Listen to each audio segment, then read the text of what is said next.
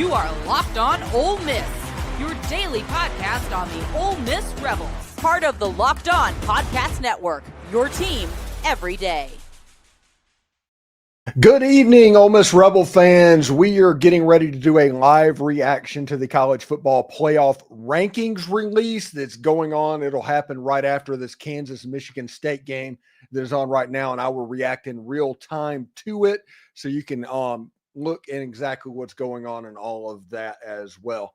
Remember, if you comment in the comment section, please put where you're commenting from and who is commenting, and I will read that out and look at that as we're waiting on the rankings to start. We got this post today from Matthew Mitchell. He said, sorry that he missed the post-game show, Steven. I was busy rushing the field after beating the heck out of UGA. I can attest the student section from the top down was jam-packed. What of night, HYDR. Now, if you did rush the field, I hope you didn't rush the field the first time and you were only on the field the second time, honestly. So we will see exactly what is up. Bubba Porter says, let's go Rebels. Willis says, is the normal release time? It seems late. No, the times vary from week to week. It's always going to be on Tuesday, but last week it was at 7 o'clock, and today it's going to, or 6 o'clock, and today will be at 7:30. It's from 7:30 to 8 in between two basketball games. This Kansas-Michigan State game is one, and then there's something that's happening about 30 minutes after the fact as well. Randy Cross says Ole Miss should be number 9 or 10 in the CFP poll. I think that may be 11, 9 to 11. That would be kind of be the sweet spot as well.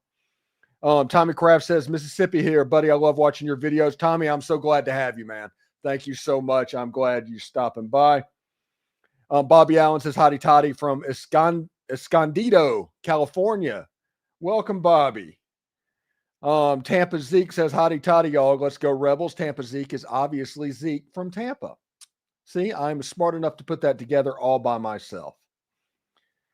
And Bubba Porter says, what is your early prediction bracket? Give us 1 through 12. I think number 1 is obviously going to be the Oregon Ducks. Number 2 will be the Ohio State Buckeyes.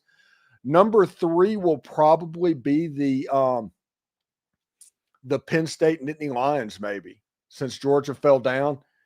Texas at 4. At 5, you're looking at Indiana. 6, Tennessee probably before this week. 7, I'm not sure about that one. I think Ole Miss should end up somewhere between 9 and 11. Alabama might be 7 or 8. And then you have to see where Miami goes after their loss. You have the Georgia that's going to pop in there at about 11. 12 will be Boise State. BYU comes in at maybe 9, Ole Miss at 10, something like that. That's what I think is something that everybody should look at. Matthew Mitchell promised that he was not a premature rusher. Randy Cross said score prediction for the Florida game, I think 42-10. I think 31-7 right now. Florida's defense, Ron Roberts, the head coach of the defensive coordinator for Florida, he's given Lane Kiffin and this offense a little bit of trouble. He was the defensive coordinator at Baylor, and he was also the defensive coordinator last year at Auburn. So I don't know if we should count on it being a high-scoring game. David Gibson from Pensacola, Florida, if you rush the field, you owe the Grove Collective a minimum of $10. Tommy Kraft, what channel is the CFP show on? ESPN. There's 45 seconds left in this game between Kansas and Michigan State. We're waiting on that to end. Rebel Chick says, hotty toddy from Tupelo, Mississippi. Willis, I am interested to see where we are versus where Boise State is. I think Boise State's pretty much a lock to be the 12. You're going to figure out that they're the 12. Jeffrey Langley, that's the brother of Hoppy Langley, the place kicker that kicked in the Notre Dame game in 1977. It says hotty toddy from Aiken, South Carolina. Mark Walsh from St. Louis, love your shows. Thank you very much, Mark. Dalton Taylor, the only thing louder than the vault this past weekend is the Cowbells from Little Brother. The vault this weekend, by the way, my first Ole Miss game was the Egg Bowl of 1982. Steve Salone's last game was my first game. I've seen a lot of games in the vault. I've seen a lot of games in Memorial Stadium. I've seen games in Tiger Stadium down in LSU. The only stadiums that I have not been to in the SEC, Florida I have not been to. I've not been to Williams-Brice. I have not been to Kyle Field, and obviously DK Royal and the Gaylord Stadium, family stadium at Oklahoma. I've not been there, but I don't know that I've ever heard Vaught Hemingway sound like that. It sounded like the other places that have great home atmospheres. So we'll see exactly how that goes. So we'll see what's up. Let's see. It's not streaming apparently on X, so it is what it is. I do apologize for that, but we'll see how it goes. Let's see. TRYX, keep up the good work, Steven. Been watching since the 2022 season. I'm glad to see hard work paying off. Yeah, this has been a pretty phenomenal football season for me. Our subscriber base has gone up by about a third just during football season. I mean, it helps that Ole Miss is supposed to be playoff teams and everybody has all the interest, and my show's going up on the national channels, and ABC 24 is broadcasting all of that stuff and putting me on there. But yeah, it's blowing up pretty good. And for somebody that's not actively seeking like fame, some people just want to be the voice of a new generation or some silly stuff like that. I just want to have fun. I just want a place where Ole Miss fans can have fun.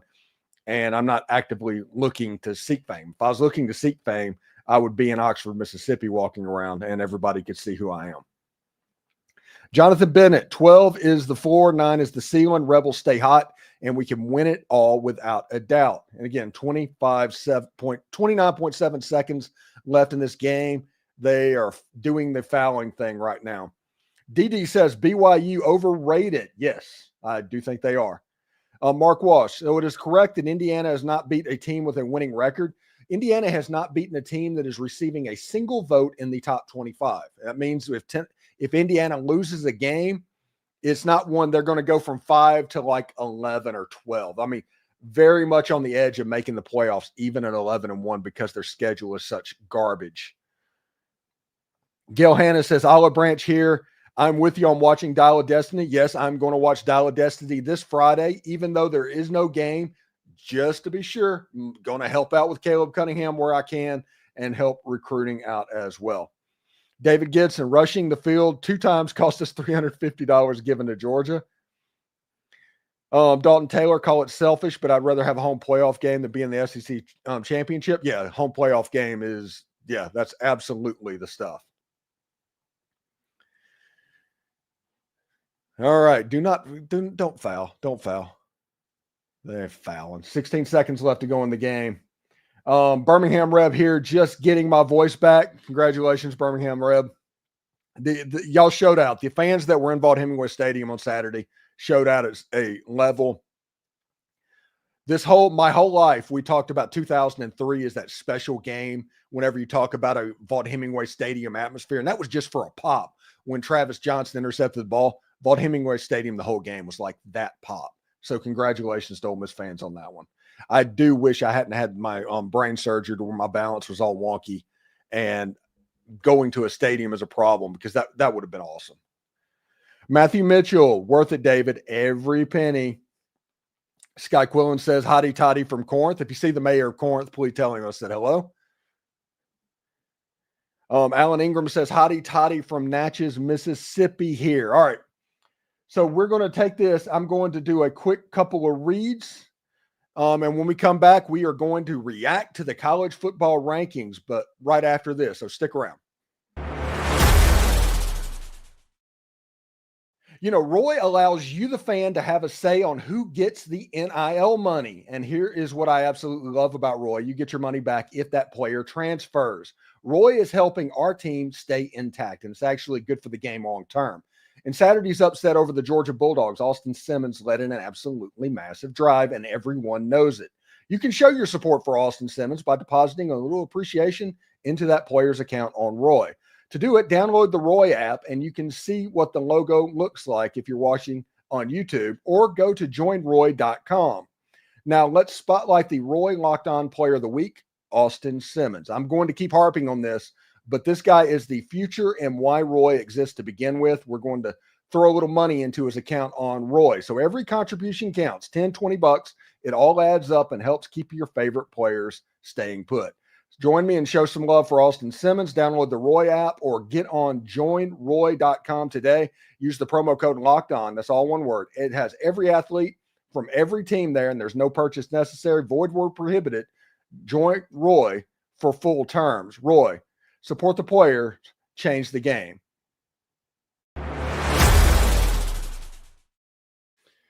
All right, so we are waiting on the very end of this game to go off. There's just people walking around. We're waiting on this college football playoff show to happen. People are going back there as they're waiting for the Duke game to start. We'll see exactly how it goes, but I mean, ESPN should go there directly. We have a very healthy stream right now of about 468 people on it, and that is pretty awesome. We'll take a few more comments while we're waiting on them to go. Tampa Zeke, I hope you go to the swamp in a couple of weeks so we can have a drink.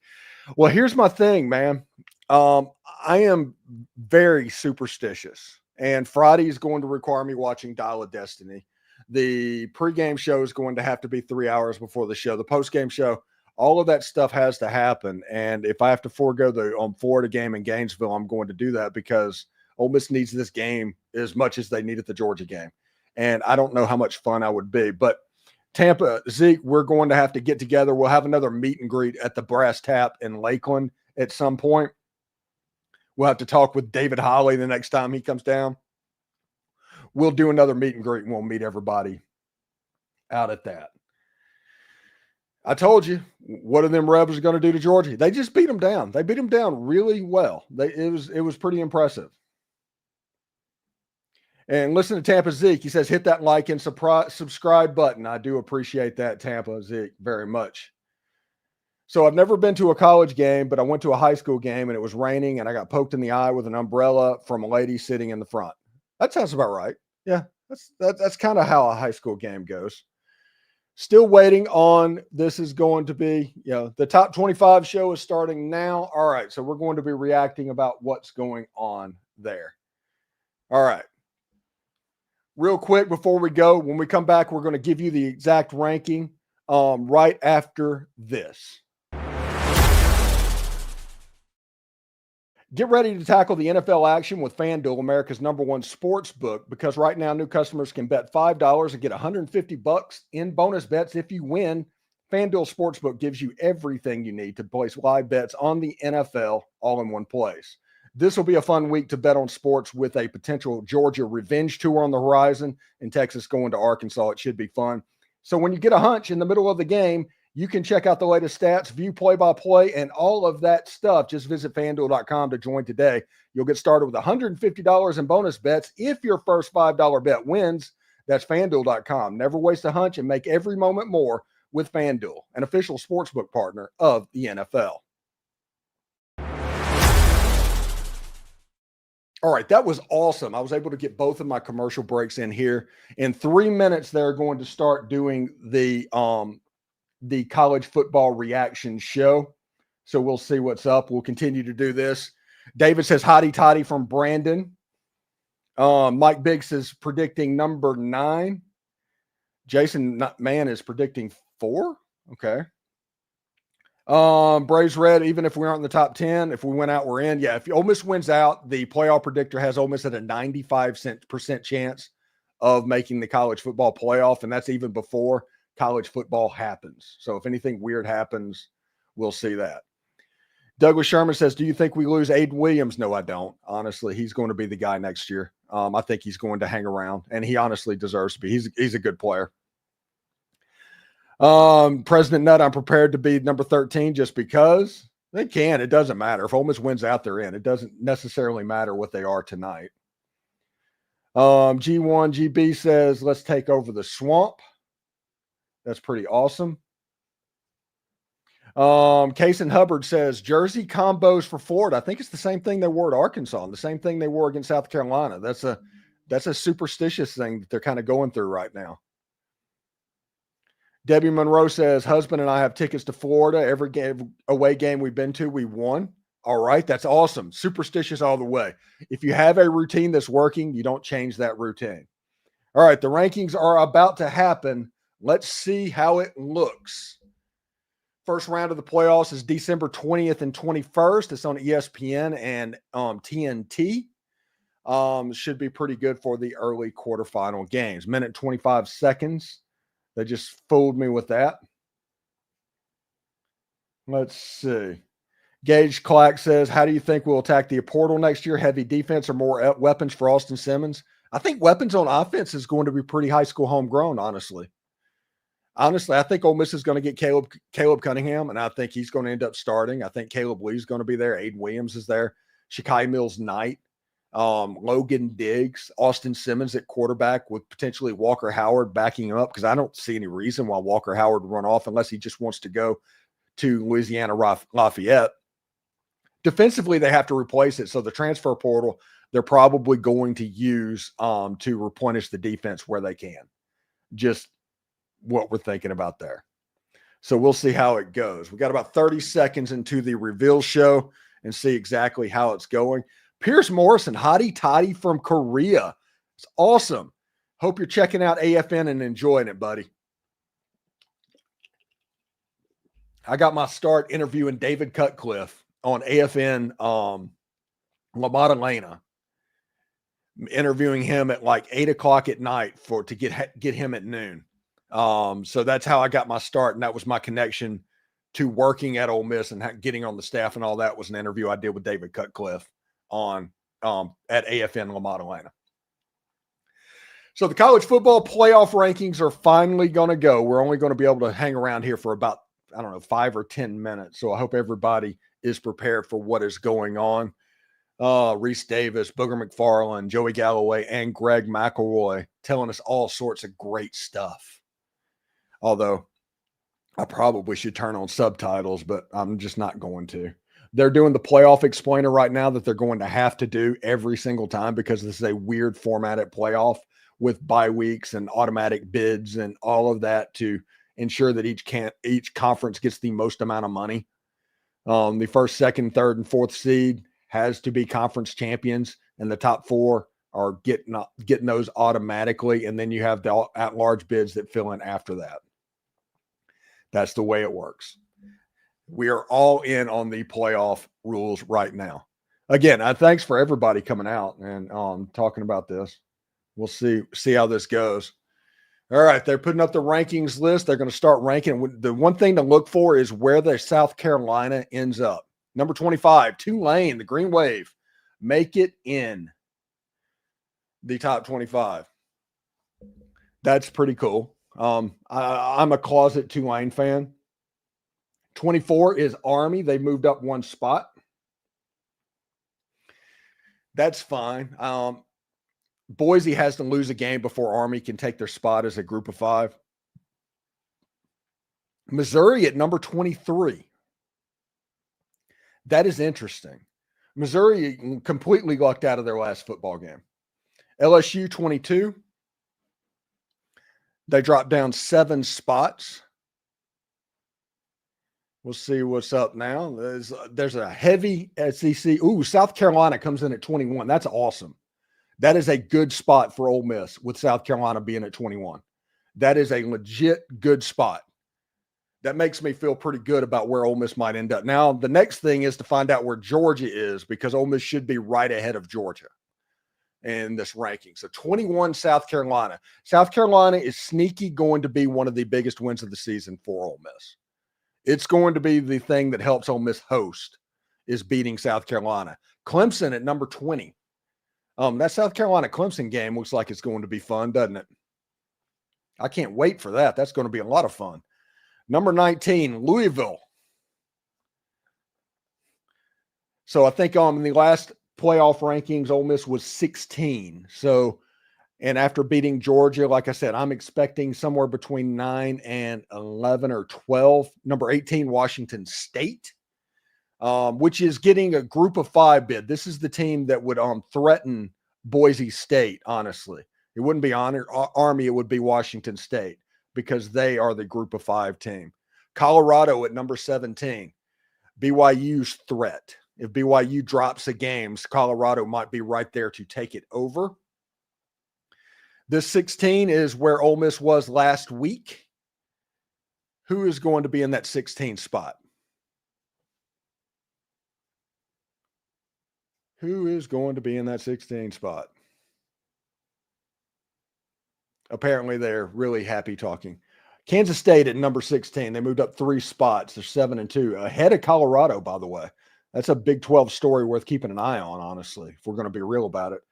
Everybody kind of assumed that Colorado was going to make a play for the Big 12. So we'll see. Matthew Mitchell says Nico Iamaleava is in concussion protocol per Pink Thermal. Texas A&M, number 15. They dropped down 1. Ole Miss skipped over them. So we're getting into this next screen, and this is probably where we should start looking for Georgia and Ole Miss to appear somewhere on this screen whenever they talk it over. Texas A&M beating Texas is very, very interesting, honestly, if we're going to be real about it. So they're ranking them the last 14. They put them in this new fancy ranking list of what's going on. They're going to have SMU as the second team out of the playoffs at the moment, at the number 14 seed. That's awesome. First team out. Boise State is the 12 seed, but they're actually the 13th as the highest rated G5. So whoever is the 11th seed or the 12th seed is the one that's getting pushed out at the moment. So we'll see which team that is.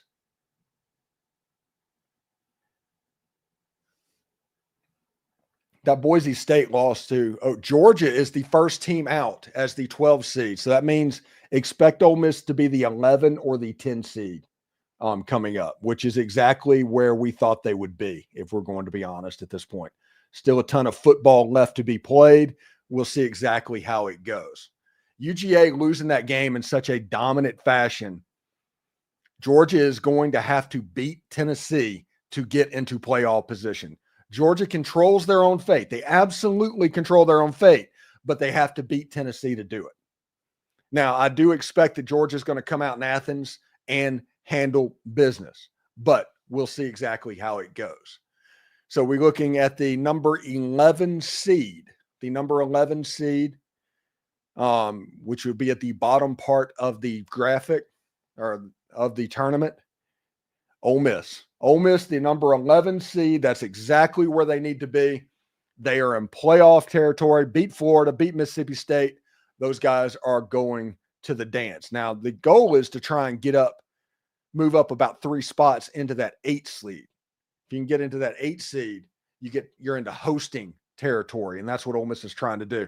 Tennessee still has to play Georgia, so that's going to face everything. Ole Miss has the tiebreaker over Georgia, which means if Georgia beats Tennessee, Ole Miss is going to move up with them. Georgia's not going over them. They're going to move up with them. So we have that. Tennessee is going to come down, and you also have the BYUs. You have the other teams in there as well. I'm pretty fired up about what this looks like. Alabama is the 10 seed, by the way, which is interesting. Alabama is a 10 seed. That's kind of weird. I think that has to do with Tennessee beating them. Georgia desperately needs to beat Tennessee. Much like last week when LSU and Texas A&M was providing an Ole Miss logjam.